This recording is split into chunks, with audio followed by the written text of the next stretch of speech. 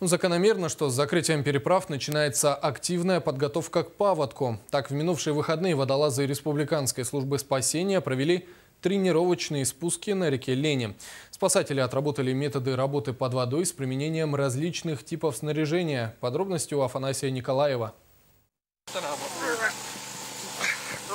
Давай, залез.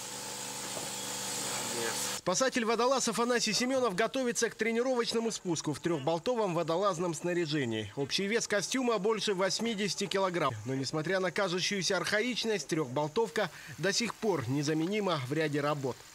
Трехболтовка нужна для выполнения работ под водой, тяжелых работ в основном.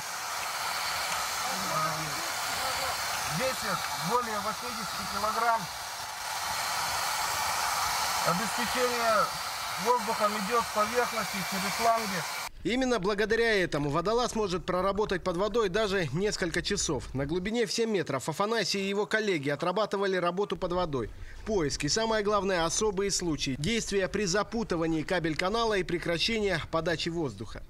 Твои действия, то есть ты должен подать сигнал на поверхность, тебя аккуратно подбивать и аккуратно идешь, подтягивает тебя к майне. Ты меня понял, нет?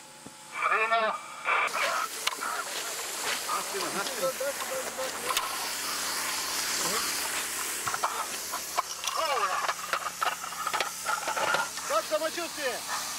Нормально. Вовремя вытащили, спасибо. Тренировка прошла практически в идеальных условиях. При отсутствии течения и видимости до 2 метров. За 3 дня в ней принял участие практически весь личный состав водолазного подразделения службы. Меньше чем через месяц спасатели-водолазы выйдут на боевое дежурство во время весеннего половодья. Афанасий Николаев, НВК «Саха», акватория реки Лена.